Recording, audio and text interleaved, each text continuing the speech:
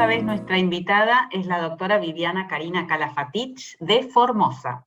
Viviana Karina Kalafatich es jueza de Tribunal de Familia de Formosa, es especialista en Derecho Procesal por la Universidad Nacional del Nordeste, es también especialista en Familia por la Universidad Nacional de Rosario y Género y Políticas Públicas por la Universidad de Costa Rica. Es miembro de la Red de Jueces de Restitución Internacional de NNA, Niños, Niñas y Adolescentes. Qué tonto, estaba pensando que de dónde... Capacitadora en género de la Escuela Judicial del Poder Judicial de Formosa, coautora de libros, autora de publicaciones en temas de familia y género y directora de AMJA. Karina, muchas gracias por participar y totus tus. Bueno, muchas gracias.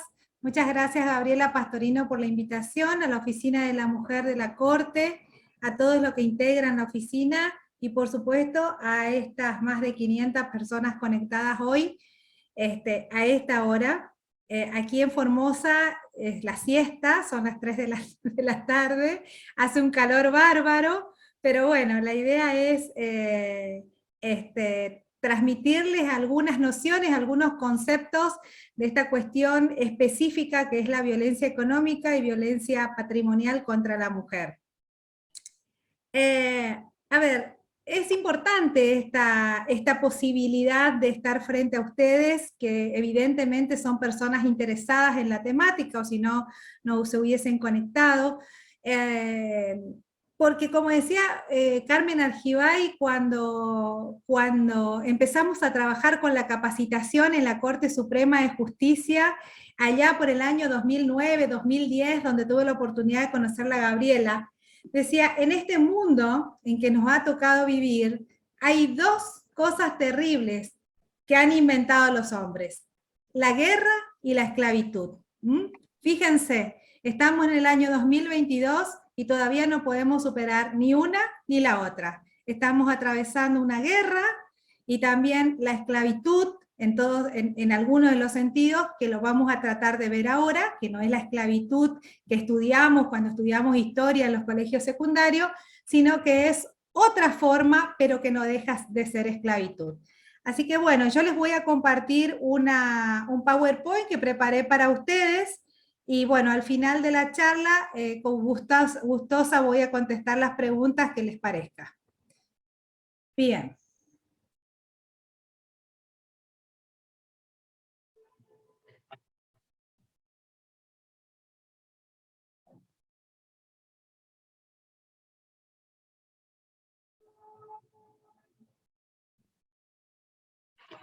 Karina, te silenciaste.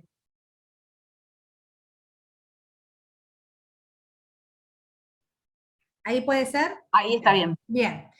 Bueno, como todos sabemos, ya nos vamos a ingresar a la temática, porque sé que hay otra gente antes que en esta conferencia, que ha explicado muy bien lo que es la violencia de género, por qué hoy está conceptualizada justamente lo que es la violencia de género dentro de la legislación argentina. Entonces nosotros vamos a profundizar este tema, vamos a tratar de profundizar este tema en este tiempo, que es la violencia económica y patrimonial contra la mujer.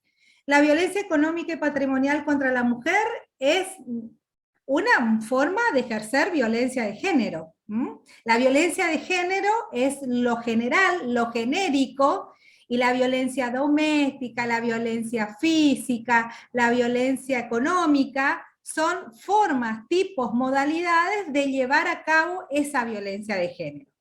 Es decir, que la violencia de género es lo genérico, es un fenómeno, obviamente, y eso lo sabemos, es, como dicen muchos autores, es otra pandemia que tenemos también que vivir desde siempre, pero que en esta época es como que se está visibilizando aún más. Es un fenómeno que está ocurriendo con mucha fuerza y con mucho ímpetu en distintas modalidades. Es extenso y es multidimensional. ¿Qué quiere decir esto? Que generalmente un caso de violencia no se da un solo tipo o una sola modalidad, se dan varias. Por ejemplo, en los casos de violencia económica que vamos a tener la oportunidad de analizar, vemos violencia psicológica, vemos violencia física, violencia sexual y violencia económica a la vez, es decir, que se da todo al mismo tiempo. A veces sí, a veces no. Las prácticas y las conductas violentas, obviamente que adquieren distintas formas, y esta es una de ellas. Por eso la ley, si bien los enumera, pero no son taxativas, se pueden dar de otras. Por ejemplo, hoy, ¿qué tenemos? Tenemos la violencia digital, y eso no está especificado todavía en la ley, ¿no? Pero de que es una realidad, y tenemos otras formas de violencia que se van dando cotidianamente.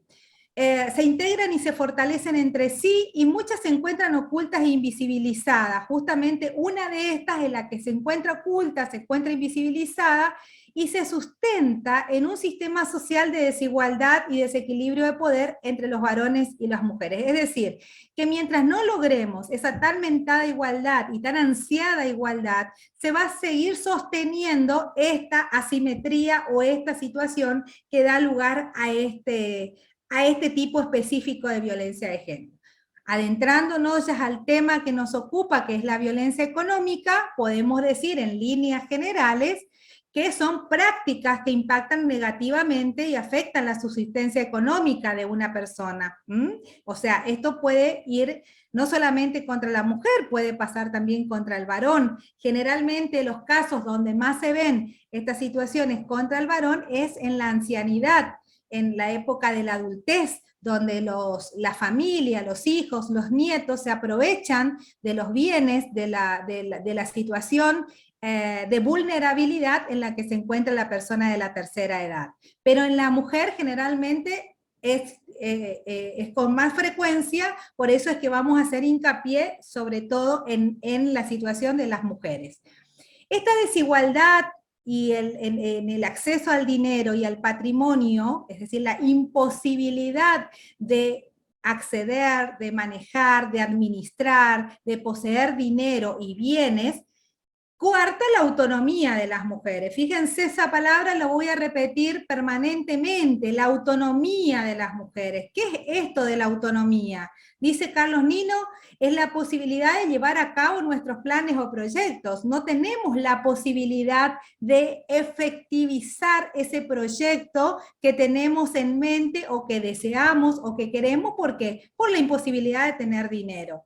En el contexto de las relaciones de pareja resulta ser un motivo significativo para los desencuentros, y esto es lo que somos juezas de familia, funcionarias en el ámbito del fuero de familia, lo vemos cotidianamente.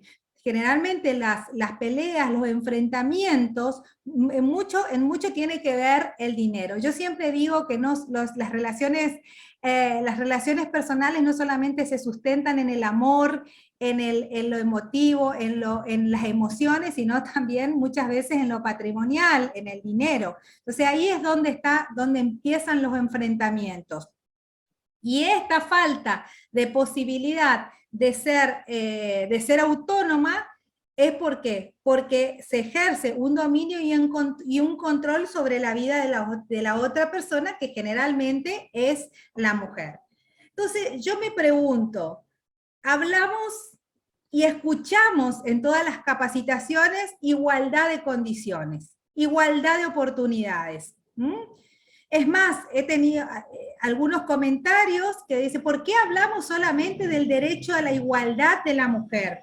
¿Por qué hablamos del derecho a, si las mujeres tienen mucho reconocimiento desde el punto de vista legal?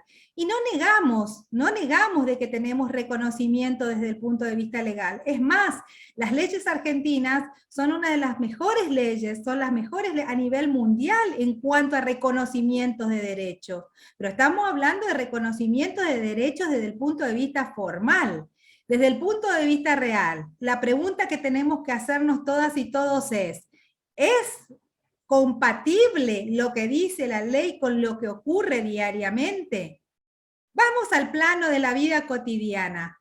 Varón, mujer, una pareja, con hijos, en el cuidado de los hijos, en el cuidado de los padres, en el cuidado de los adultos. ¿Tenemos igualdad de oportunidades? ¿Tenemos igualdad de condiciones?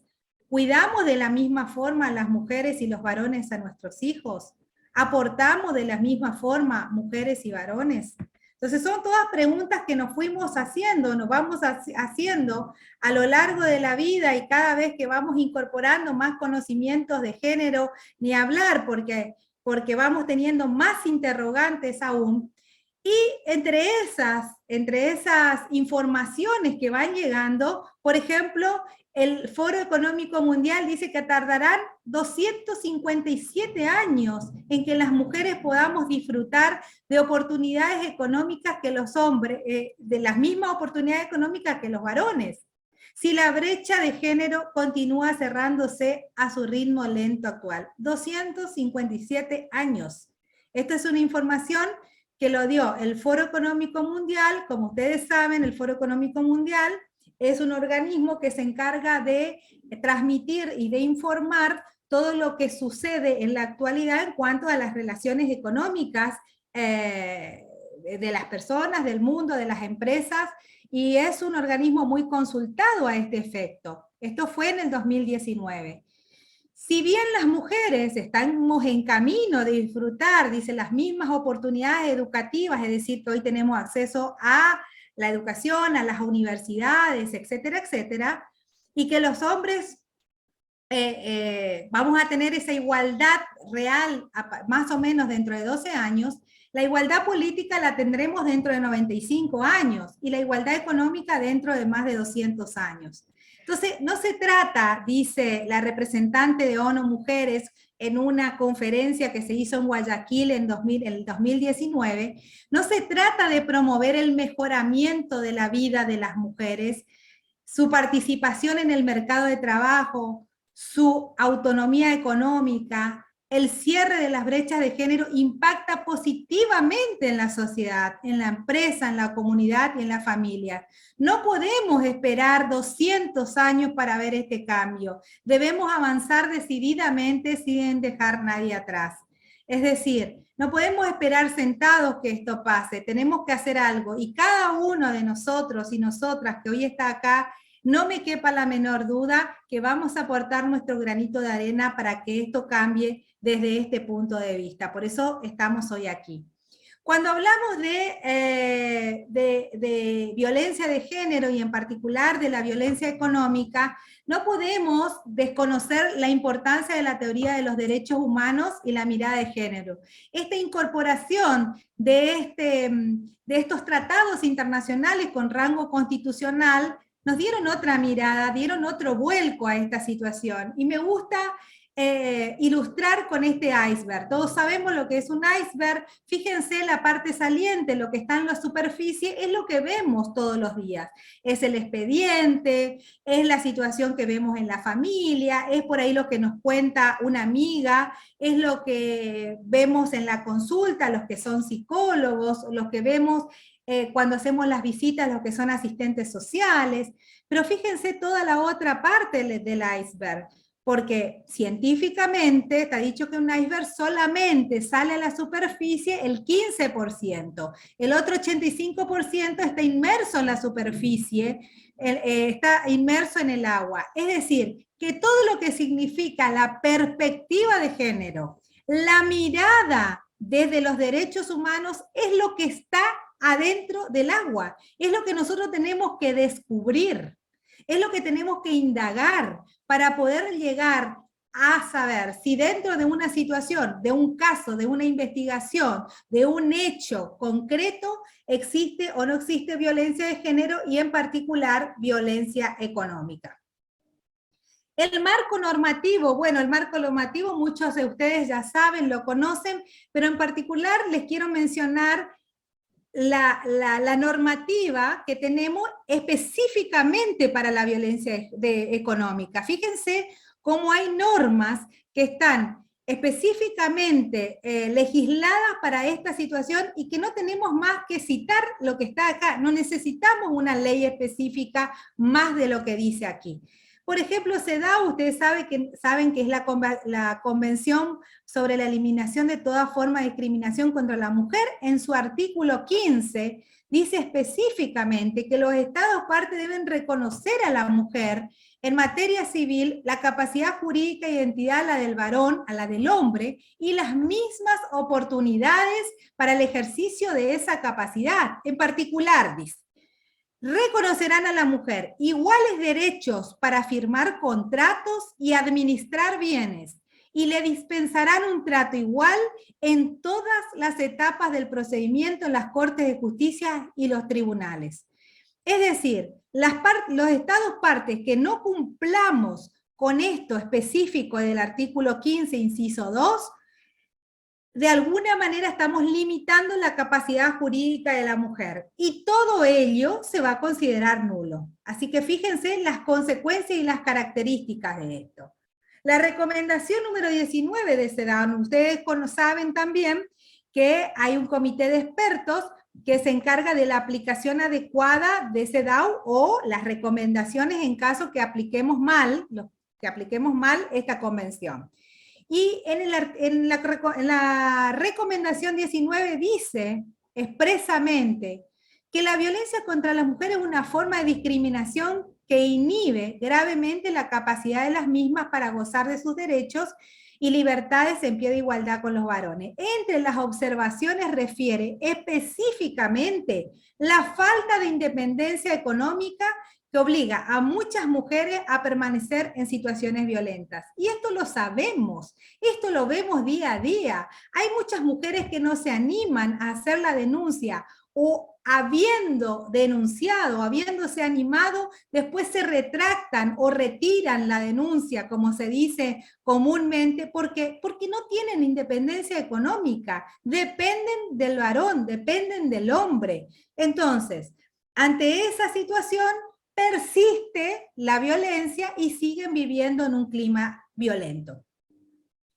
Luego viene la recomendación 21, que habla de la igualdad en el matrimonio y las relaciones familiares, y dice también que cuando la mujer no puede celebrar un contrato en absoluto ni pedir créditos, o solo puede hacerlo con el consentimiento o el aval del marido o un pariente varón, se le niega la autonomía jurídica. Fíjense de vuelta, autonomía jurídica. Toda restricción de este género le impide poseer bienes como propietaria exclusiva y le imposibilita la administración legal, razón por la cual también se debe considerar nula cuando se le niega esa posibilidad.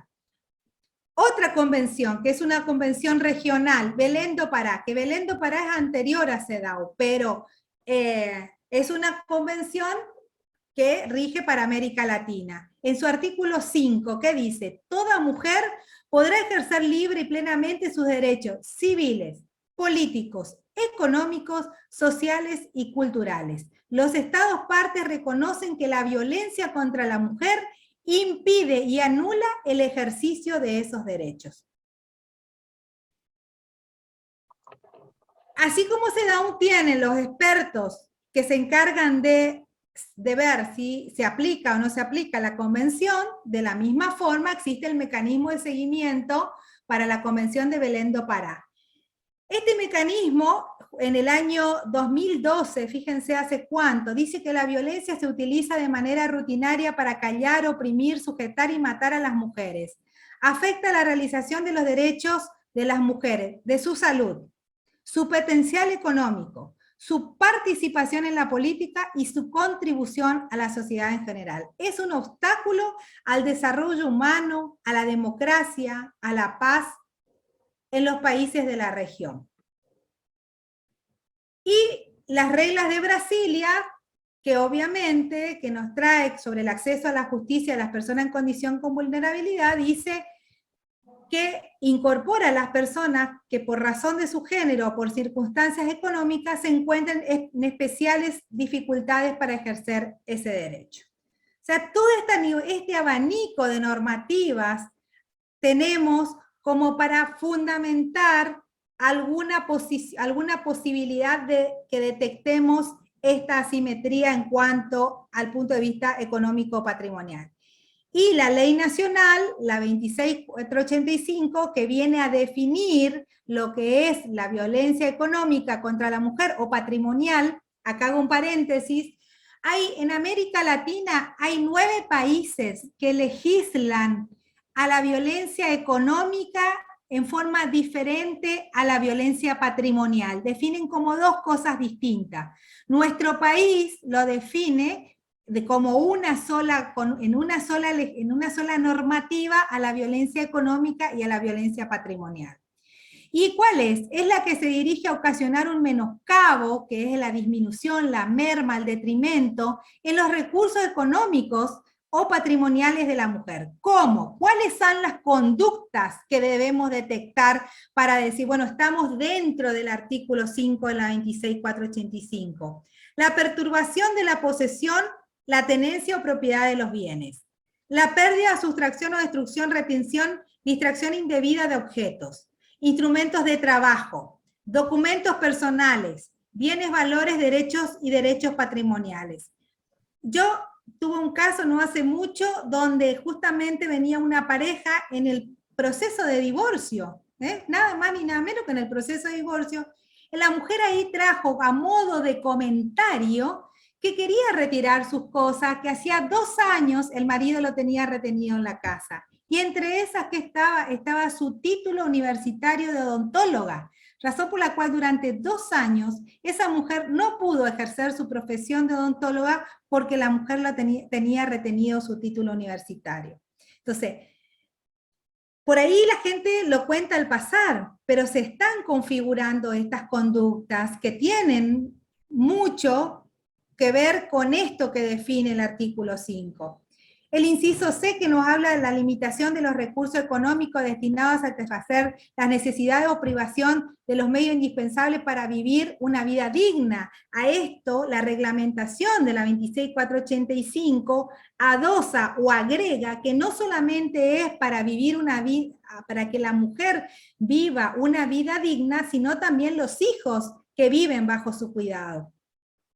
La limitación o control de sus ingresos, así como la percepción de un salario menor por igual tarea dentro de un mismo lugar de trabajo. Acá está lo que les decía del decreto reglamentario, así que podemos sintetizar esto con que, ¿qué es la violencia económica o patrimonial?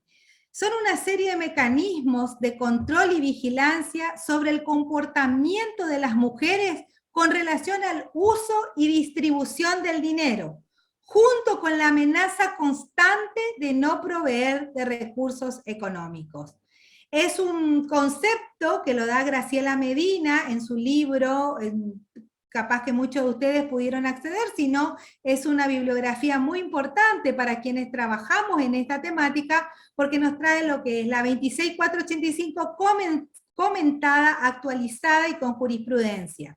Entonces, esta situación nos muestra esta relación de poder desigual que se establecen entre hombres y mujeres. Es decir, también de alguna manera amenazar a la mujer con no proveer de recursos, ese control, esa vigilancia, te voy a dar pero si tal cosa, o no te voy a dar, te voy a cortar la tarjeta de crédito porque tal cosa, no vas a usar más el auto porque por X motivo, no voy a pagar más el seguro del auto. Bueno, estos son constantes discursos que escuchamos en las audiencias y en todos los procesos que tenemos en los procesos de familia. Según la Corte, las estadísticas son las siguientes, les traje en forma breve, y le agradezco mucho a Analía Monferrer que me haya facilitado, igualmente está en la página de la OBD. Fíjense, la violencia económica, tenemos un 30% de las denuncias de violencia realizadas ante la OBD, el 37% son de violencia económica. ¿Cómo fue creciendo? Porque antes eran situaciones invisibilizadas y fue creciendo todo esto. La mayoría de los casos, es decir, el 95%, se denuncia a un varón y un 5% a una mujer que ejercería violencia económica. Y dentro de las situaciones que se dan, la mayoría de las denuncias son contra exparejas. Y después vienen contra las parejas en segundo término, para que vayamos viendo. Y esto pasa, y esto es una situación de perogrullo, o sea, sabemos que esto es así. ¿Por qué? Porque durante la convivencia todo amor y paz, está todo bien, de alguna manera, si bien es cierto que por ahí durante la convivencia la mujer también la tiene que remar para poder tener los recursos indispensables para ella y para sus hijos, para la casa, para la familia, etcétera, etcétera. Pero la situación drástica se da cuando se separa la pareja, llámese matrimonio o uniones convivenciales. Cuando se separa, cuando la mujer advierta que se quedó con una mano atrás y otra adelante, se quedó sin nada. No en vano vemos en todos los tribunales de familia, y esto es lo que nos tiene que llamar la atención, que el 95% de las causas, las medidas cautelares patrimoniales son instadas por mujeres. Es decir, que en la mayoría de los casos, los titulares de los bienes de valor, llámese inmuebles o automotores, son los hombres. Entonces las mujeres son las que se quedaron sin nada, porque en ese tiempo se ocuparon de otra cosa. Obviamente que sí, que hay mujeres que son titulares de bienes, hay otras parejas que han puesto sus bienes en condominio, han tenido la posibilidad de buscar otra alternativa, pero en la mayoría de los casos esto no sucede. Entonces, esta es más o menos la estadística que nos refleja la Corte. Obviamente que si ustedes entran a la página van a ver muchos más datos interesantes. Ahora les quiero traer cuáles son los casos típicos de violencia económica ejercida contra la mujer, para que ustedes vean en la práctica, para que vean cómo detectar. El caso más patente es cuando el agresor no permite que la mujer tenga un trabajo fuera de la casa y por lo tanto hace que dependa económicamente de él. Esto en la mayoría de los casos. También cuando el agresor no permite que la víctima estudie o cuando se niega a cumplir económicamente con los gastos del hogar. También el cumplimiento de la obligación alimentaria, es decir, de los alimentos, o la falta de pago de la cuota alimentaria configura violencia económica. Y esto, muchísimos fallos del país, a lo largo y a lo ancho del país, ya lo están decretando en los últimos fallos 2020-2021. Ahora vamos a ver algunos de ellos. Cuando el agresor reclama constantemente a la víctima por la forma en que ha gastado o cómo ha gastado el dinero. Te dejé 100 pesos, pero eso te tenía que alcanzar. A ver dónde está el ticket, qué hiciste con la plata o dame el vuelto. Cuando el agresor no valora o menosprecia el trabajo de la mujer como ama de casa. Es decir, que solamente el aporte económico que él realiza es el que tiene valor en esa relación. Y el trabajo de la casa, que todas las que somos también las que sabemos lo que se trabaja en una casa, sabemos lo que significa el trabajo de ama de casa.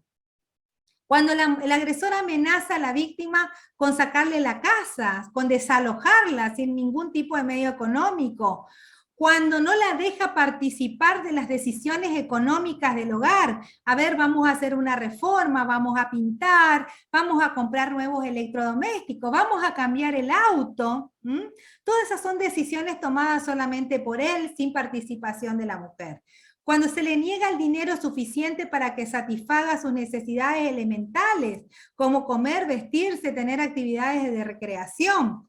Cuando no aporta el dinero intencionalmente para atender a necesidades básicas, por ejemplo, gastos de salud, gasto de traslado, gasto de transporte. Así que el tema del trabajo, de la falta de trabajo, es una cuestión que va a dividir la mirada de esta situación en dos partes. Aquellas mujeres que no trabajan y aquellas mujeres que trabajan, pero que también sufren violencia económica y patrimonial. Entonces, las mujeres que no trabajan, dice, como decía Alicia Moró de Justo en 1937, la mujer que no trabaja, si se ve de pronto desamparada, como es por ejemplo el caso de muchas viudas, queda incapacitada hasta para sostener a sus hijos. El trabajo ayuda a formar la personalidad, da fuerza, aptitud, autonomía a la mujer, la transforma en un ser útil bajo otros puntos de vista que no sean los que le son tradicionalmente reservados por la misma condición de su sexo. Por eso, quienes tenemos hijas mujeres, o que, bueno, yo tengo hijos varones, pero quienes tienen hijas mujeres, tenemos que tratarlas, educarlas y orientarlas de la misma manera que si fuera un hijo varón en este sentido, que trabajen, que tengan un ingreso propio, porque hay veces que, obviamente que está más superado a lo que era en el siglo pasado o los siglos anteriores, pero cuando se depende económicamente del varón, es muy difícil salir de ese ciclo de violencia, muy, muy difícil. Y ahora les traigo acá los supuestos de violencia patrimonial contra la mujer, pero dentro del ámbito familiar. Recién hablábamos de los supuestos en general, ahora dentro del ámbito familiar. Todo esto son hechos verídicos, señoras y señores, son hechos sacados de casos verídicos que escuchamos en las audiencias o que vemos en las denuncias. Por ejemplo, uno de los hechos, quitarle el celular, romper, esconder o robar o vender sin su permiso objetos de valor como el televisor, la radio, el celular, joyas, etcétera, así como documentos personales, el acta de nacimiento, el documento de identidad, el pasaporte, el carnet de la obra social, por ejemplo, las tarjetas de crédito. Cuando el agresor destruye o oculta documentos de dominio, identificación personal o bienes, diplomas, títulos, objetos personales, instrumentos de trabajo, libros que sean indispensables para ejecutar sus tareas habituales. Cuando el agresor obligue a la víctima a suscribir documentos que la afecten o la limitan o restrinjan en su patrimonio, es decir, le llevan, firmaste 08, si total, esta plata vamos a reinvertir, o vamos a hacer esto, vamos a hacer aquello, esas promesas incumplidas, y la mujer firma sin saber lo que firma. Cuando el agresor extrae el dinero de la cuenta bancaria de su pareja sin su consentimiento, vemos a diario por ahí que en los cajeros electrónicos vemos personas que no son titulares, que si bien saben la clave pueden extraer el dinero.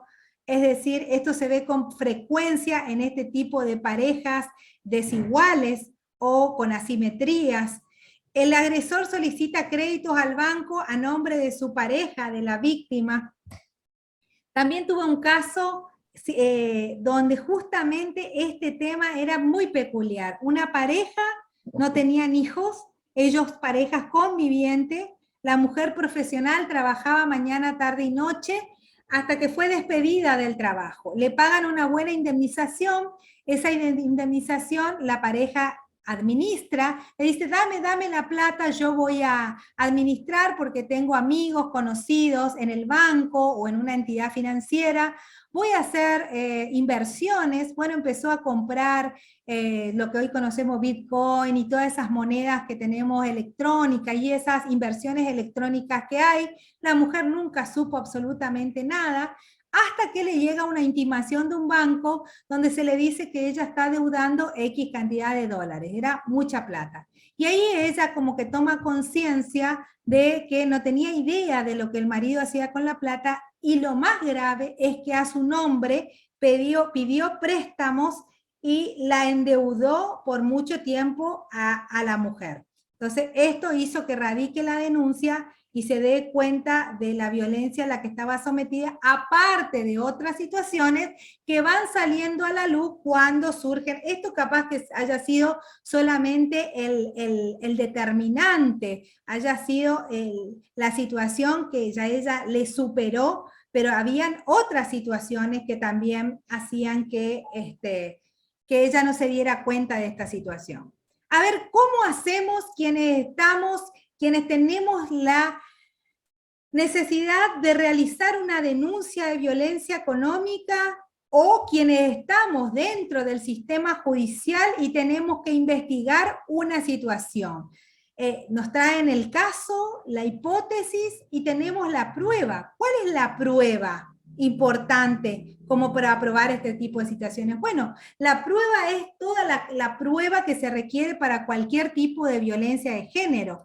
En este tipo de situaciones hay amplitud probatoria, pero ¿qué es lo que, al ser una forma, una modalidad de violencia de género, tenemos que profundizar? Esa profundización es de oficio, es decir, que no tenemos que esperar ni exigir a la víctima que nos traiga las pruebas, sino que nosotros tenemos que ver, a ver, qué posibilidades hay de que agregue a la causa capturas de pantalla, capturas de publicaciones en las redes sociales, documentación, escritura pública. Bueno, yo les puse acá algún tipo de intervención de profesionales idóneos como psicólogos, psiquiatras, médicos, testimonios y por supuesto, muy importante, los antecedentes de violencia si hubieren en esta situación. Generalmente son casos de difícil prueba o de dificultad probatoria. Ahora se aplican en algunos casos lo que llamamos, lo que conocemos procesalmente como las pruebas leviores. Al decir de Jorge Peirano, es aquel hecho normalmente fácil de probar, pero que se torna en materia de prueba difícil en función de las circunstancias que no guardan relación con el soporte material de la prueba directa respectiva. Entonces, ¿qué hacemos en esos casos? Lo que ya está reconocido en el Código Civil, que es la carga dinámica de la prueba o facultades que tiene el juez conforme a la 26.485 para ordenar cualquier tipo de prueba. Entonces, ¿cuál es nuestro desafío? ¿Cuál es el desafío que tenemos quienes estamos muy involucrados y comprometidos con esta situación y representamos de una u otra manera al Estado? Porque el Estado somos todos los que trabajamos en los distintos poderes del Estado. Muchas mujeres, es cierto que trabajan por cuenta propia, pero no tienen remuneración. Eso lo sabemos. La mujer joven gana su platita, pero generalmente gana mucho menos.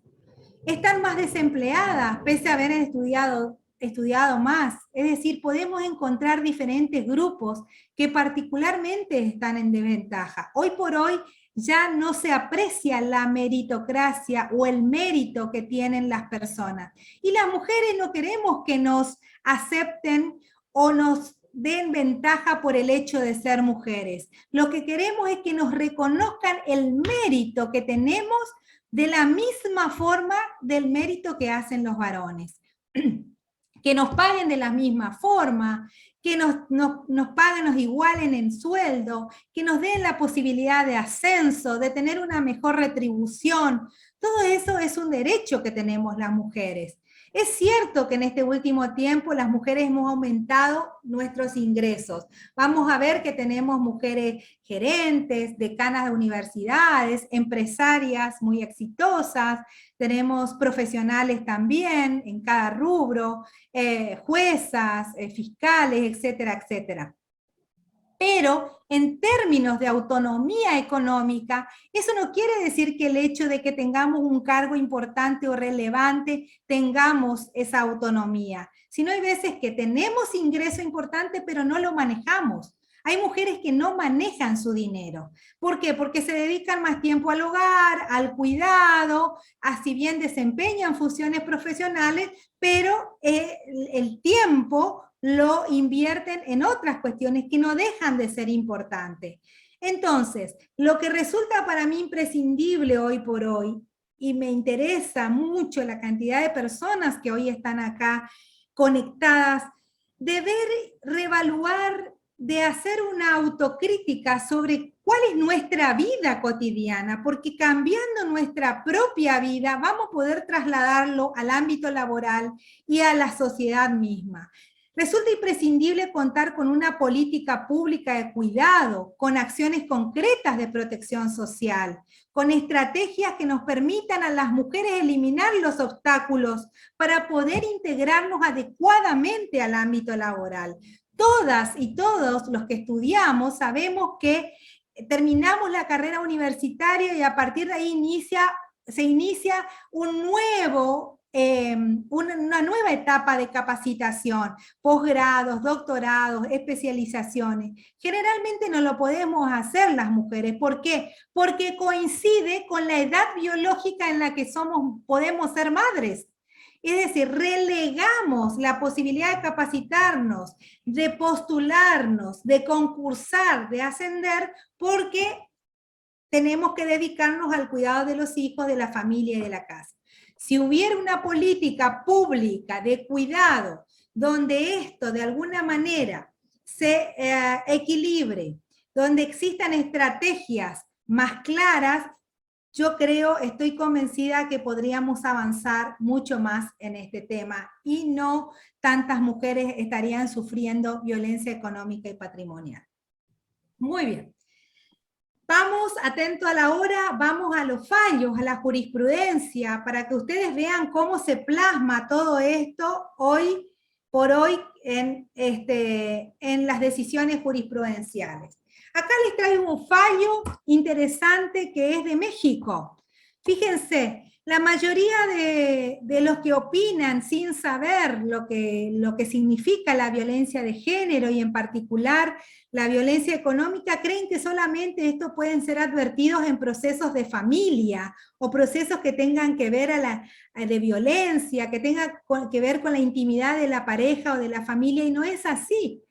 Fíjense, este Tribunal Federal de Justicia que tiene competencia nada más ni nada menos que en una ejecución fiscal, lo que sería, es un organismo asimilado a la AFIP acá en la Argentina.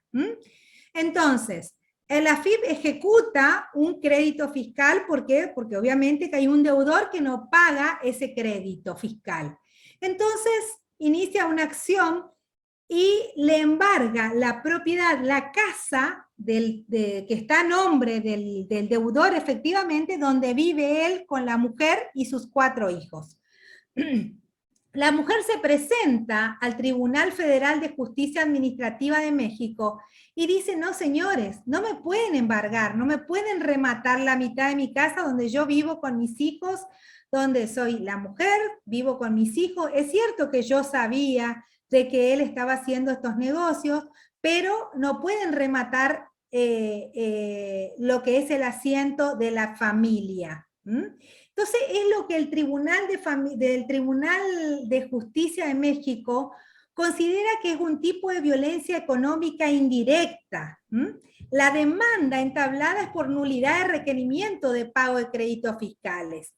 La sentencia, muy interesante la sentencia, si ustedes lo pueden ver, basta con googlear los datos que le estoy poniendo aquí en el PowerPoint. Analiza no solamente el interés jurídico, sino el problema jurídico propiamente dicho, que es la deuda, sino que va mucho más allá. Hace un análisis con perspectiva de género, aplicando el protocolo para juzgar con perspectiva de género, que es muy, muy interesante, que lo tiene aprobado la Corte Suprema de México y que se aplica a rajatabla. Entonces, ¿qué resuelve el tribunal? Le reconoce el 50% a esta mujer, el 50% del inmueble, y se declara la nulidad de la ejecución, por ende, no pudo subastarse, no pudo rematarse la casa. El voto en sí de lo que hace la consideración a la aplicación, cómo aplica la perspectiva de género, es muy importante, y la verdad es que les recomiendo que lo lean. Otro caso que también es importante es este de la Cámara de Casación Penal, Sala 1. Por ahí las civilistas, las que hacemos derecho de familia en especial, y las civilistas decimos, bueno, el derecho penal no sirve para nada, o sea, no sirve para resolver estas cuestiones que vemos. Y fíjense con este fallo cómo sirvió, cómo sirve y cómo nos ilustra, cómo nos abre la cabeza en un análisis de una situación común y corriente que los deben ver todos los tribunales penales diariamente. Es un caso de falsificación de documento público y estafa. ¿Qué pasó acá? El señor vende un automóvil sin el asentimiento de la cónyuge, de la esposa que se estaban separando. Cuando quería vender el auto, o sea, quería hacer la transferencia, el escribano le dice, no, me tiene que firmar su esposa. Entonces le dice él, bueno, ya va a venir a firmar, lo que pasa es de que ella ahora se siente mal, está deprimida por la separación. O sea, como si fuera que solamente las mujeres podemos deprimirnos cuando nos separamos. Pero bueno, lo dice el fallo, por eso lo digo. Entonces, otro día aparece este señor con una mujer y firma el 08. Pero esta mujer no era la ex esposa, era otra mujer parecida físicamente que se presenta y firma el nombre de la otra mujer, con el documento, por supuesto, de la esposa. Entonces, vende el automóvil sin el consentimiento de la excónyuge y a lo que se suma una falsa firma de otra mujer. Fíjense, diría Aida Kemelmacher, qué falta de solidaridad entre las mujeres, ¿no? Una mujer, digamos, en detrimento de los derechos de otra mujer. Muy bien, ¿qué pasó? En primera instancia lo procesa el juzgado por estafa en concurso ideal con el delito de falsificación de documento público. El imputado, en este caso el marido, apela, recurre ante la Cámara Federal de Apelaciones y la Cámara lo sobresee, fundado en el artículo 185 del Código Penal. Como saben, el Código Penal reconoce o tiene tipificado la excusa absolutoria, que es aquellos que están exentos de responsabilidad criminal, que son entre ellos los esposos, los cónyuges, ascendientes, descendientes. Entonces dice, no, acá hay una excusa absolutoria porque ellos son cónyuges, razón por la cual no se puede aplicar, están exentos de responsabilidad criminal. La mujer, la querella, por supuesto, recurre y llega el expediente a la Cámara de Casación Penal. Y ahí el doctor Hornos, la Cámara de Casación de la Sala 1, ¿no? El primer voto no es del doctor Hornos, pero sí el que me interesa que lo lean es el de él, porque dice que es inconstitucional el artículo 185 del Código Penal, porque se contradice nada más ni nada menos con CEDAW. Dicen, señoras y señores, acá hay que aplicar CEDAW, la Convención para la Eliminación de toda forma de discriminación contra la mujer, que tiene un rango constitucional, está por encima del Código Penal. Razón por la cual esta norma dice que es totalmente contradictoria con la norma constitucional y dice de que es inconstitucional y remite nuevamente a la baja instancia para que dicten un nuevo fallo con perspectiva de género. Obviamente que dentro de las consideraciones del tribunal está muy claro de que esta mujer ha sufrido violencia económica sin duda, violencia económica y psicológica. Otro caso interesante de San Francisco, Córdoba, esto tiene que ver con cuestiones de familia.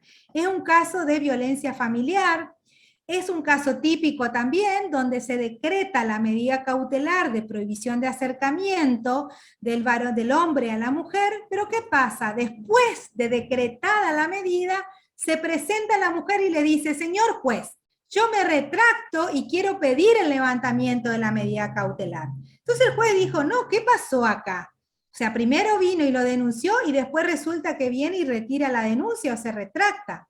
Entonces la cita a una audiencia y ahí ella le cuenta al juez y le dice que ella se sintió presionada, pero no por el hombre, se sintió presionada por las circunstancias, porque al haber sido él victimario o agresor, la policía de Córdoba tiene un reglamento específico donde dice que se le tiene que quitar el arma reglamentaria, lo que traía como consecuencia que no podía realizar adicionales.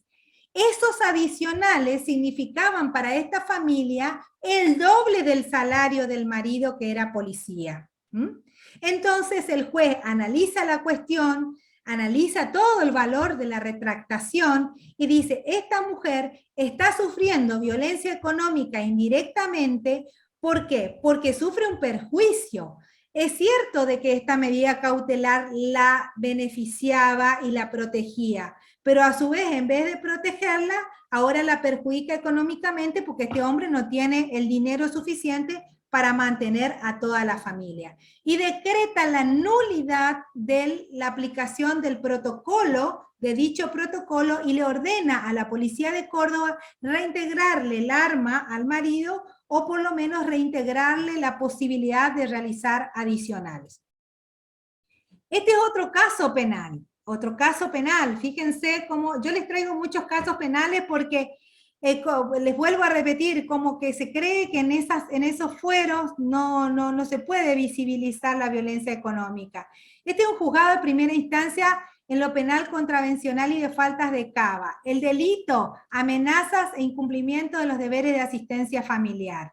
Los hechos. Este señor amenazaba a la señora a través del celular de que le iba a decir a la patrona, a la empleadora, de que tenía SIDA, de que ella tenía SIDA, y que llevaba hombres a la casa, ya que ella era portera de una escuela. Entonces, bueno, se prueba esa situación, ¿y qué iba a significar esto? Si este anoticiamiento llegaba a oídos de la empleadora, esta señora, ¿qué iba a hacer? Iba a ser despedida, porque si le decía que llevaba hombres a la casa, que tenía SIDA, etcétera, etcétera, lo que este señor quería era que esta señora sea despedida, o sea, perjudicarla desde el punto de vista patrimonial. Esa conducta, el juez entendió, más el incumplimiento de los alimentos, que también fue probado, entendió una clara violación a la ley 26.485, y que obviamente que se configura la violencia económica. Otro caso más, y este es un caso terrible que sucedió en Córdoba, es de la Cámara Criminal y Correccional de la 8ª nominación, es del año 2020, o sea, es uno de los más nuevos. Es un caso de femicidio, donde este hijo mata a la madre en forma violenta. ¿Qué pasaba? El tribunal llegó a constatar y a probar que el hijo ejercía distintos tipos de violencia contra la madre. No solamente la violencia física, sino también ejercía otro tipo de violencia, como la violencia económica. Esta mamá llegó a poner los bienes a nombre del hijo, por supuesto bajo amenaza, tenía bienes de valor importante.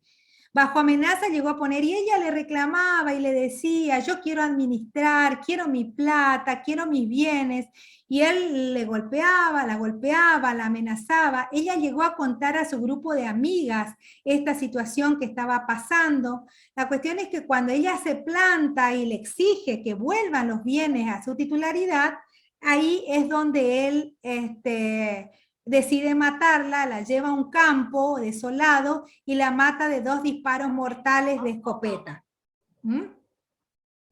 Así que bueno, ese es un caso también penal, donde obviamente que fue condenado por alevosía y también por darse esta circunstancia. Este es uno de los casos típicos que le decía hoy de incumplimiento de los deberes de asistencia familiar o del incumplimiento de la cuota alimentaria, donde el juez, la jueza en este caso, advierte no solamente que hay un incumplimiento, sino que también en el proceso el padre, el progenitor, denuncia falazmente, o sea, actúa de mala fe, y denuncia ingresos muy, muy por debajo de los que tenía realmente. Entonces acá la jueza dice, acá no solamente el papá no paga la cuota alimentaria, sino que también hay una mala fe procesal, razón por la cual le impone la multa correspondiente. Bueno, en conclusión, ya van a ser las 4 de la tarde, la violencia económica afecta la autoestima de la víctima. Este tipo de violencia, ustedes tienen que saber que es mucho más habitual de lo que creemos. Es una violencia que está invisibilizada. Son conductas que lo vemos a diario, pero que lo tenemos naturalizadas. Razón por la cual esto de a poco va determinando situaciones en la víctima que no solamente es la violencia económica, sino también que afecta su autoestima. se siente desvalorizada, se siente humillada, es decir, que se siente sin derechos. También es imperceptible, es, como les decía recién, es algo que es aceptado, muchas veces por la buena fe con la que actúa la víctima y muchas veces por temor, por miedo. Sin embargo, es una situación que llega a asfixiar a la víctima, que la lleva a firmar los papeles que sean necesarios o aceptar los condicionamientos con tal de no seguir sufriendo este tipo de violencia. Entonces, ¿qué tenemos que hacer los que estamos en esta temática, los que nos interesa esta cuestión? Detectar y denunciar a tiempo este tema. Sancionar oportunamente cualquier acto, porque tenemos perfectamente legislado, hay una norma específica que legisla esta cuestión y tipifica cuáles son las conductas. Estos actos de violencia económica, estos actos de discriminación, de destrato, de desigualdad, de asimetrías, como decimos, obviamente que producen las víctimas efectos muy desfavorables. Afecta a su personalidad, no les puedo decir cómo. Afecta su autoestima, su autonomía, y la propicia cada vez más a ser una persona más vulnerable de lo que ya es, con consecuencias que a veces son letales, con depresión, con suicidio o con homicidio, que son las situaciones que las que tenemos que evitar, tenemos que tratar de evitar, por eso tenemos que tener una mirada con los lentes de género en todas las situaciones que tengamos, que nos involucremos. Y para cerrar, voy a cerrar con estas palabras de Alda Facio. Ustedes conocen a Alda Facio, escribe, es una feminista que defiende hace mucho tiempo los derechos de las mujeres y dice: las mujeres no necesitamos desde una perspectiva de género una pensión alimenticia, casas cunas o asistencia económica. ¿Qué necesitamos las mujeres? Necesitamos que los hombres asuman su paternidad responsable, necesitamos acceso al mercado de trabajo, necesitamos tener el poder político para hacer las reformas del Estado y que no recaiga solo en nosotras el trabajo no remunerado. Necesitamos que las políticas educativas no sean diseñadas por unos pocos hombres que tienen la necesidad de mano de obra barata y obediente y una clase media educada en los valores del patriarcado. Entonces, todas y todas aquí presentes, lo que tenemos que hacer es bregar porque nuestras leyes se apliquen, por detectar los casos de desigualdad con lentes de género, por hacer uso y abuso de las convenciones internacionales y toda la legislación que tenemos a nuestro alcance, como yo lo llamo el botiquín jurídico que tenemos que tener acá a nuestra mano derecha en el escritorio, a las que tenemos la responsabilidad de juzgar, de defender o de acusar. Tenemos de que empoderar a la mujer, darle poder. ¿Cómo damos poder a la mujer? Con conocimiento, con educación, con herramientas fundamentales que decirle a dónde tiene que ir, qué tiene que hacer o dejar de hacer. Nuestra función en el lugar donde estemos, ya sea como amas de casa, como profesionales o como funcionarias, es fundamental para el cambio que necesitamos y sobre todo para el cambio que necesita la sociedad. Muchas gracias, estoy a disposición para las preguntas. Ahí está mi correo electrónico, si quieren tomar nota, yo les puedo mandar los fallos que he citado, y si no, bueno, la Oficina de la Mujer también va a tener a su disposición. Sí. Muchísimas gracias, Karina, la verdad, un lujo. Les digo a quienes evidentemente no conocen la mecánica, nosotros esta videoconferencia la grabamos y por supuesto adjuntamos todas las jurisprudencias, adjuntamos no solo la jurisprudencia, sino el Power, es decir, van a tener todo lo que se vio acá, lo van a tener en el aula de la oficina. Así que, nada, sépanlo. Bueno, muchísimas gracias, Karina, y pasamos a las preguntas. Hola, buenas tardes. ¿Qué pasa en los casos de comerciantes que declaran menos de lo que perciben de ganancia, teniendo parte de sus ingresos en negro? Bueno, esa es una situación que lo tenemos más a menudo de lo que ustedes creen. En particular, depende del proceso, ¿no? Pero yo voy a hablar por lo que yo sé que son los procesos de familia. Eh, ahí ya depende de la creatividad del defensor y la creatividad del juez, porque obviamente que, como todos sabemos, a partir del 2015, con el nuevo Código Civil, los procesos de familia incluso pueden ser llevados de oficio y tenemos amplitud probatoria. Es muy difícil en algunos casos, pero bueno, hay que tratar de pedir informes a todos los organismos posibles o de alguna manera buscar, a ver, tengo un caso ahora reciente para que ustedes vean. Él es dueño de 3 negocios, de 3 comercios de venta de motos y de repuestos de moto. Así que imagínense el ingreso que puede llegar a de 3 en distintos puntos de la ciudad. No está el negocio a nombre de él, pero obviamente que él, ¿qué hice? Mandé un asistente social para que llegue digamos, de sorpresa. Obviamente que él estaba manejando el negocio. Había 2 automotores 0 kilómetros en el negocio. Todos son los empleados que fueron entrevistados, dijeron que el dueño, el jefe era él.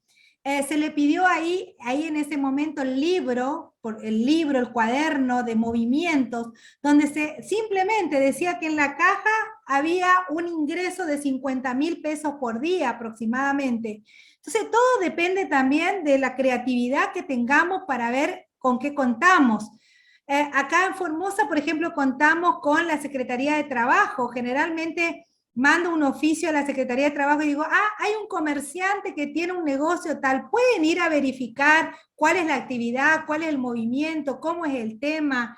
Entonces ahí surge entre lo que está denunciado y lo que pretenden ocultar. Y como saben, y esto los penalistas saben mejor que yo, que es un delito esto de ocultar los bienes para no cumplir sobre todo con las obligaciones derivadas de la responsabilidad parental de los alimentos, es un delito. Configura hay una ley específica que es el incumplimiento de los deberes de asistencia familiar.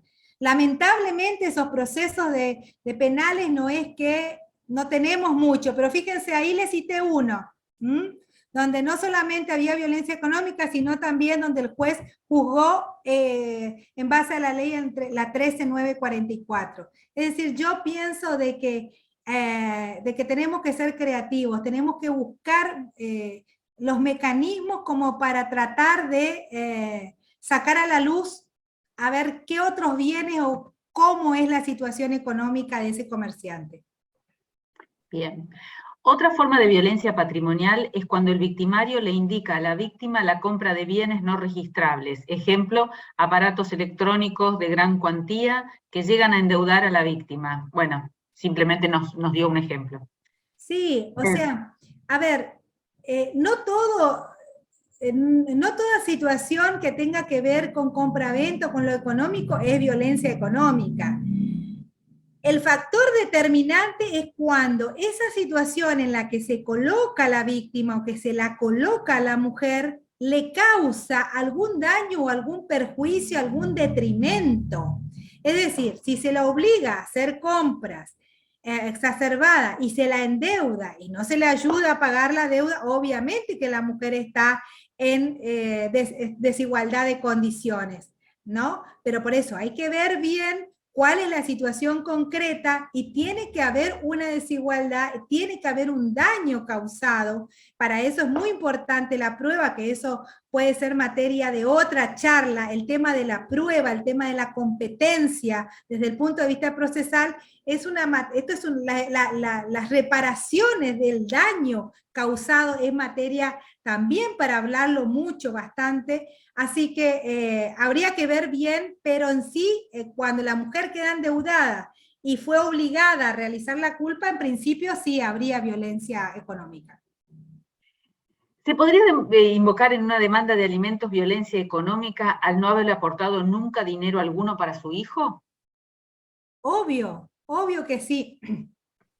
El solo hecho de no pagar una cuota alimentaria ya configura violencia económica. Una. Acuérdense que los alimentos, la cuota alimentaria va venciendo mes a mes.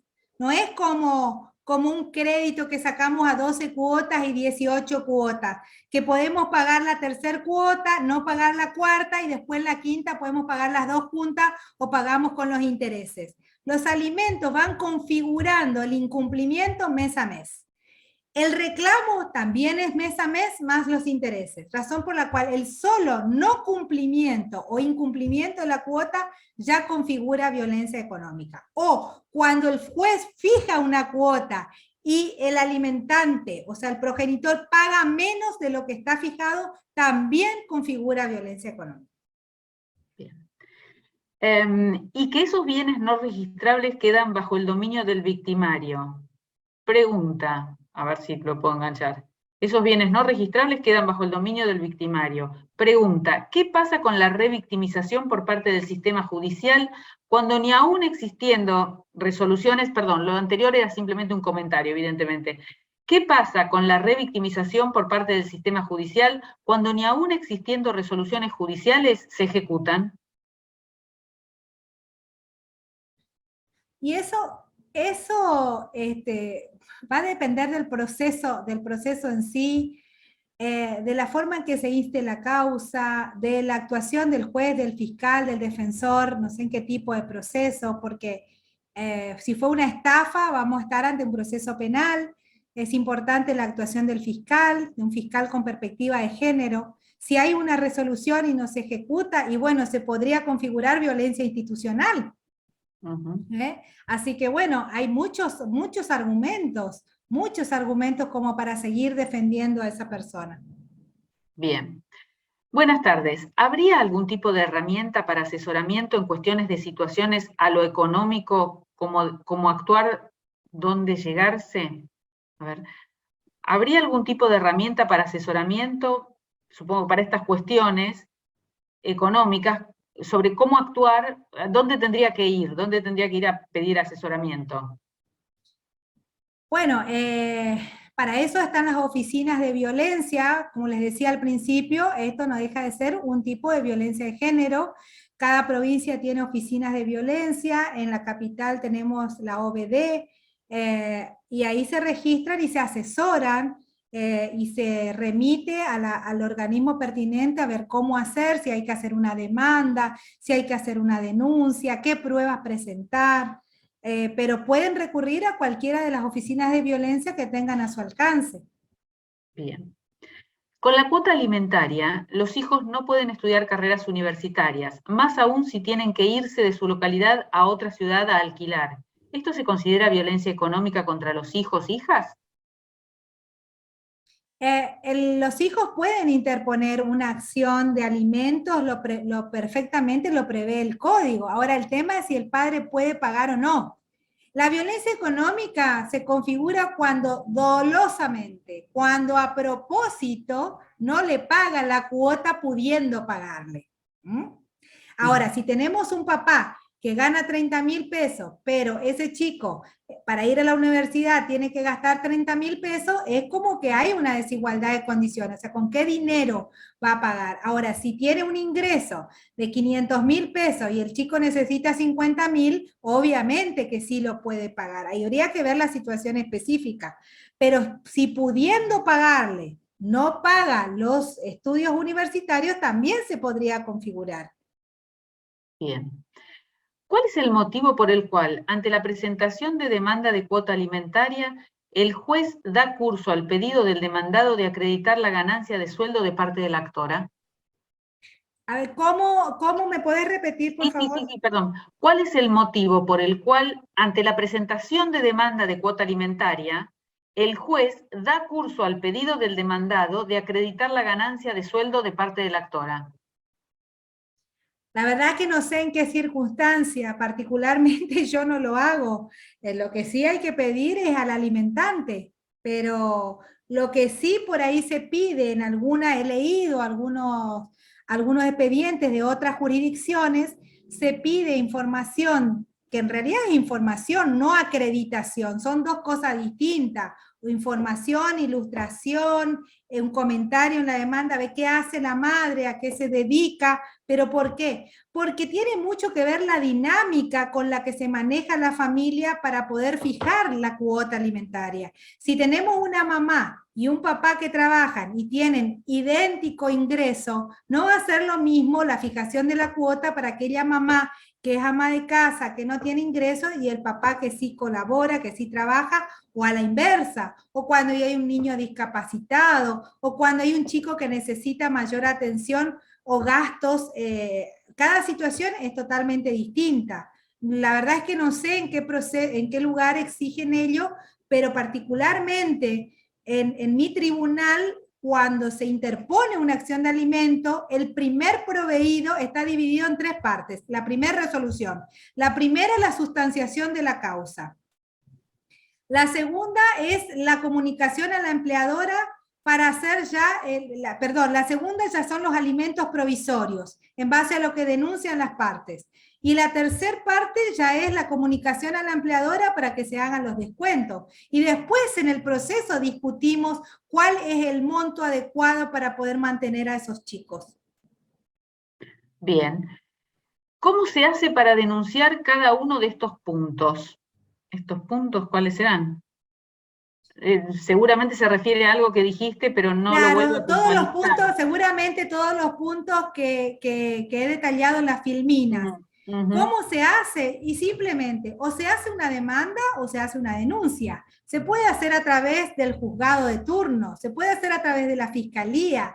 Nosotros en Formosa tenemos en la página del Poder Judicial, ustedes entren www.jusformosa, hay una ventanita en rojo que dice denuncia por violencia de género. Hacen clic ahí y puede hacer cualquier persona la denuncia. Es decir, que no necesitan patrocinio letrado como cualquier denuncia de violencia. Eso va directamente a la oficina de violencia, quien ve si realmente es competencia del tribunal, es una violencia laboral, es una violencia económica o a qué juez le pertenece. O sea que cualquier juez se puede hacer la denuncia o se puede presentar la demanda. Puede ser, por ejemplo, que se haga una denuncia por estafa, como el caso que les relaté recién, o falsificación de documentos. Bueno, interín se tiene que hacer la denuncia por violencia económica también.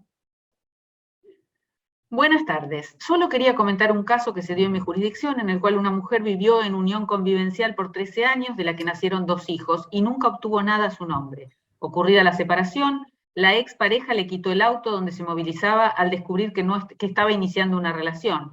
Ya venció el plazo para que ella reclame compensación económica. Se declaró que fue víctima de violencia económica y psicológica y se la instó a iniciar las acciones de división de la unión convivencial, compensación económica y reparación de daños. Bien. En caso de violencia económica, ante la negativa del victimario de cumplir con la cuota alimentaria fijada ante el juzgado, ¿qué medidas se pueden tomar si, por ejemplo, no tiene empleo formal y bienes registrados a su nombre? ¿Esas medidas se tramitarían por el expediente de alimentos o ante un expediente de medidas de abordaje intrafamiliar? Miren, yo lo tramito directamente dentro del expediente, mucho desde el punto de vista procesal, porque se pierde tiempo y solamente las partes son las que sufren la situación. Si no está cobrando, ¿qué más vamos a avanzar con el proceso? Entonces, ustedes acuérdense que el Código Civil prevé expresamente y da facultades. Este código da facultades al juez de familia como ningún otro código, para poder determinar cuáles son las medidas que podemos hacer forzadas para el cumplimiento de la cuota alimentaria. Hay un montón de casos que son jurisprudenciales, eso no está en la ley, pero en la jurisprudencia a lo largo y a lo ancho del país. La inscripción en el registro de deudores morosos, la prohibición de salida del país, quitarle el carnet de conductor. Yo ahora hace poco le saqué el carnet de pescador deportivo, porque el hombre era muy deportista, tiene una lancha espectacular, que por supuesto no está a nombre de él, entonces le saqué el carnet deportivo. ¿Qué significó? Le saqué el carnet deportivo de pesca y el otro día estaba la plata depositada. No sé, no sé. O sea, hay que ser, vuelvo a insistir, hay que ser creativos. Hay otros jueces que han determinado o han resuelto la prohibición de salida del país, la prohibición de salida de la provincia, ingresos a los clubes deportivos, por ejemplo, cuando son muy fanáticos del fútbol y son socios de ese club. Hay un sinfín de medidas que se pueden ingreso a los boliches bailables, por ejemplo, tenemos progenitores muy bailarines, porque se les ordena. Eso yo le estoy diciendo casos jurisprudenciales, no estoy inventando, no estoy inventando. Así que los abogados y el juez tienen un sinfín de posibilidades de determinar para la ejecución forzada de esos alimentos no pagados. ¿A través de qué proceso rápido y urgente podríamos brindar ayuda a los adultos mayores que fácilmente son víctimas de violencia económica por parte de personas que no son familiares? Ya que en este caso se aplicaría la ley de violencia familiar de cada distrito. En realidad, si no son familiares, bueno, no es violencia de género, pero se me presenta la duda, ya que fue hablado al principio. Bueno, volvamos a las normas básicas, ¿no?, que fuimos aprendiendo durante todo este tiempo. Violencia de género es solamente la perpetrada contra la mujer, la del varón contra la mujer. Puede pasar que exista violencia de una mujer hacia una mujer, de un varón hacia un varón. En este caso es una situación puntual de personas que no son familia, pero la víctima es un adulto mayor, con más razón si es una adulta mayor, si es una mujer. En ese caso no hay que dudar. ¿Por qué? Porque se aplican las convenciones internacionales de protección para las personas, adultos mayores. Acuérdense que hay una convención internacional. Se puede recurrir para que sea una vía rápida y expedita también a las oficinas de violencia. En el caso del interior, a los juzgados de paz. Cuando son personas, ¿saben dónde se dan generalmente estos casos? Cuando las cuidadoras, cuando el vecino le maneja la pensión, le cobra la pensión o le maneja los bienes y después resulta de que ya tenemos personas con Alzheimer o personas ya que están teniendo de alguna manera problemas de salud mental y firman algún tipo de documentación transfiriendo los bienes sin que los propios herederos se enteren. Bueno, hay un sinfín de situaciones y hay que tener mucho cuidado con los adultos mayores, pero se puede recurrir a cualquier juzgado, cualquier juez es competente, lo dice específicamente el artículo 22 de la 26485. Fíjense el artículo 2, segundo párrafo, dice que cualquier juez que reciba una denuncia donde hay una persona en estado de vulnerabilidad, donde se le están vulnerando sus derechos, tiene que actuar inmediatamente. Muy bien. Buenas tardes. ¿Aplica como violencia económica no saber cuánto gana ni en qué gasta el sueldo el hombre en la relación de pareja? Estamos hablando que la violencia económica perpetrada contra la mujer. Sí. Que la mujer no sabe cuánto gana. Bueno, una cosa es no saber. Una cosa es no saber y otra cosa es tratar de averiguar e investigar y que la persona, o sea, el marido, esconda o oculte los bienes o oculte los ingresos que tenga. Obviamente que sí, que se ve configurada, estaría dentro de los incisos del artículo 5 de la 26485. Ocultar, dice, ocultar bienes. Los ingresos son bienes. Un informe a la AFIP a fin de que a través de sus facultades indique respecto de las operaciones realizadas. ¿Se podría? Sí, claro que se puede. Claro que se puede. Mi expareja profesional, autónomo, hoy en etapa de divorcio, no tenemos ningún bien a nuestro nombre. ¿Aplica como violencia económica? No, si no tiene ningún bien y no hay un ocultamiento y no hay ánimos de dañar, no hay violencia, no tiene bienes.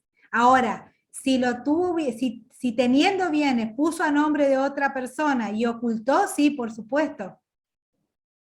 Hay varios fallos que establecen que no es obstáculo el trabajo en negro para abonar la cuota. Por lo tanto, aunque alguien no tiene trabajo registrado, se fija la cuota y debe abonarla, y si no, se aplican sanciones.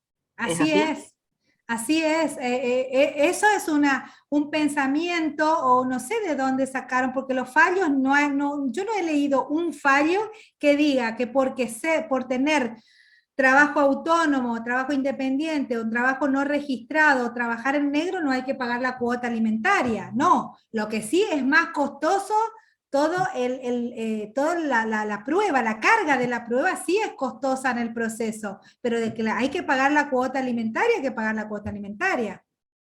Una consulta. Ante una separación, siempre obviamente se tiene prioridad la provisión de la cuota alimentaria, sea del padre o madre, pero es muy difícil solicitar compensación económica al cónyuge que se ha quedado al cuidado de sus hijos y de la casa porque el otro tuvo la posibilidad de salir a trabajar. Falta más rapidez en esos casos, ya que esa persona queda desamparada al ser tan difícil de comprobar. Es un comentario. Opino lo mismo. Bueno. Todo depende de la actividad probatoria que tengan las partes, porque el hecho de que la mujer haya trabajado durante la convivencia no quiere decir que no pueda pedir compensación económica. La compensación económica es justamente el detrimento, esa desigualdad en el cual quedan las partes cuando se separan, la desigualdad desde el punto de vista patrimonial, económico. No tiene nada que ver que trabajen o no. Después de todo, si la mujer que conoce mejor que nadie al agresor denuncia un ingreso en negro, suficiente indicio para tomar todas las medidas que estén a disposición de la magistratura, y en ese caso hasta se lo puede privar de realizar transacciones de cualquier tipo e incluso inhabilitarlo para movimientos como viajes, manejar vehículos, de manera que se pueda persuadir de ese incumplimiento sistemático. En realidad sugiere nada más. Sí. A falta Ni de duden. Ni duden en pedir las medidas forzadas, ni duden. A falta de solvencia del progenitor o la progenitora, se acciona contra los parientes obligados, fundamentalmente para que éste o ésta reviertan su actitud, responsabilizándose de lo que les corresponde. No hay pregunta. ¿Cuáles son las medidas más efectivas para proteger a la víctima de violencia económica? La medida más efectiva es empoderarla.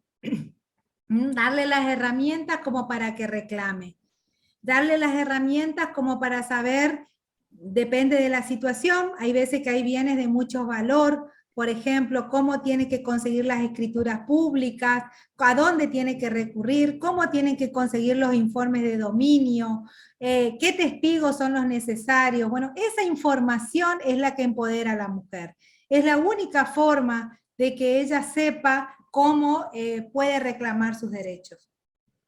Ante incumplimiento de la cuota, ¿aconseja hacer los reclamos o demandas por la doble vía, civil y penal?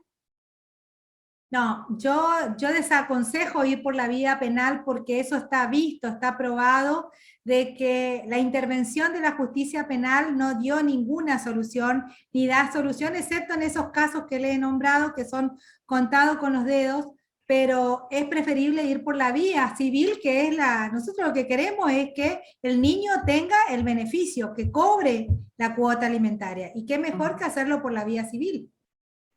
En cuanto a las cautelares de prohibición de acercamiento, cuestionándose su efectividad, al igual que la custodia policial, porque en muchos casos materialmente es imposible, ¿qué otra medida considera como más efectiva para disminuir las agresiones a las víctimas, considerando que la primera medida mencionada queda sujeta al libre albedrío del victimario? Bueno, acá en Formosa ustedes saben dónde está ubicada geográficamente. Es una provincia donde la mayoría de la gente trabaja en el Estado, no hay empresas, digamos, de renombre, o sea, no hay recursos económicos como en otras ciudades de la Argentina, gente muy humilde, gente muy trabajadora, con escasos recursos, eso les quiero decir. Razón por la cual los recursos económicos también tienen que ver en el lugar geográfico donde viven, en los barrios, en los asentamientos, que son la mayoría de los casos donde más desprotegidas están las mujeres. Nosotros cuando hacen la denuncia, lo que le decimos es que avisen a los vecinos, por ejemplo, que avisen al vecino de al lado, a la vecina de enfrente, que cuando ven este movimiento, cuando ven el auto del agresor, cuando ven la moto, cuando ven algún movimiento, que enseguida no duden en llamar a la policía, porque no hay otros recursos, como en todas las provincias, la policía no da abasto, no hay posibilidades de que haya un policía asignado exclusivamente para cada caso de violencia familiar.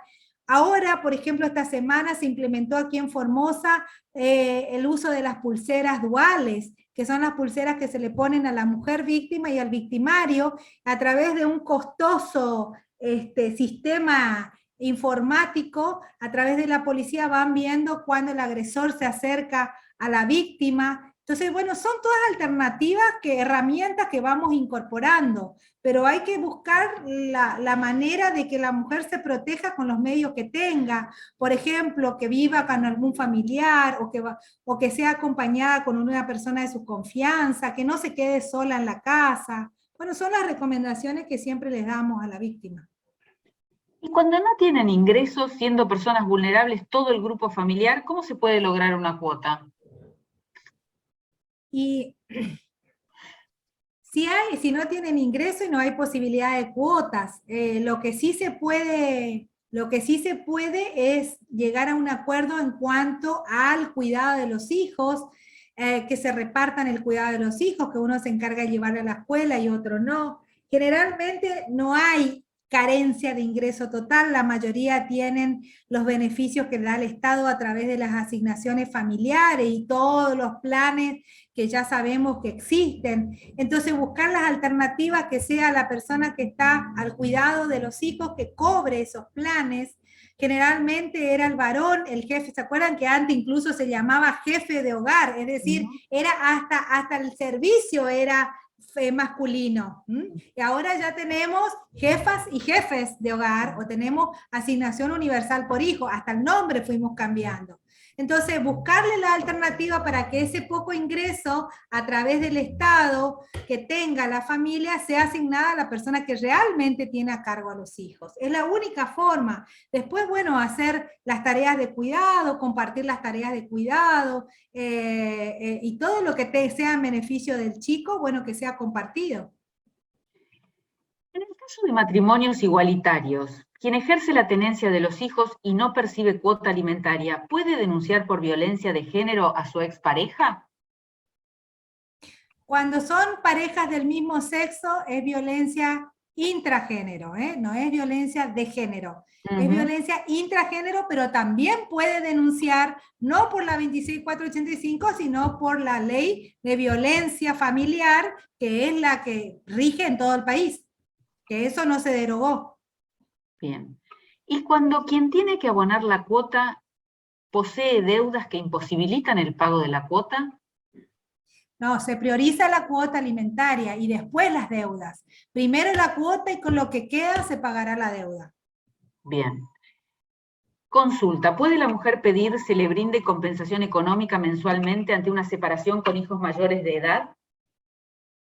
Sí puede pedir la compensación económica. Acuérdense que la compensación económica tiene un plazo, 6 meses desde el divorcio o 6 meses de la separación si son uniones convivenciales.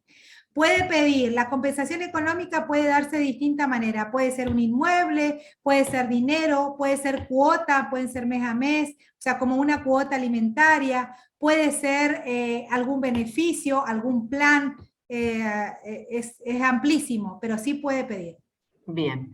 Y finalmente, no, ya está, ya la contestaste. ¿Qué pasa en el caso de un matrimonio igualitario? Ya lo dijimos. Me parece que con eso, algo que quieras agregar algo. No, que les agradezco la cantidad de preguntas. Creo que siempre las preguntas son más enriquecedoras que la exposición en sí. Así que bueno, estoy disponible. Bueno, les repetimos, todo esto va a estar grabado, nosotros más o menos en una semana está subida a la página, va a estar subida con PowerPoint y va a estar subido con la jurisprudencia porque venía en el PowerPoint, así que está todo junto. Karina, la verdad un placer, muchísimas gracias por haber sido nuestra invitada del día. No, a todos ustedes, Más de 600 personas conectadas, para mí es un honor. 700, más de 700. Más de 700, bueno, es un honor y sobre todo que me convoquen desde esta ciudad, desde esta provincia norteña, donde comienza el país, también es un honor. Y bueno, para que sepan que Formosa también está a la altura de las circunstancias, que defendemos los derechos humanos, defendemos por sobre todas las cosas los derechos de las mujeres y de las personas vulnerables, y que estamos muy comprometidas con esta política de la Corte Suprema, con esta política en cuanto a la teoría de los derechos humanos, que creo que todas y todos tenemos que incorporarlo como algo obligatorio, como tiene que ser, porque no es algo que debemos optar, sino que es obligatorio. Bueno, buenas tardes a todos y a todas, y nos vemos el mes que viene.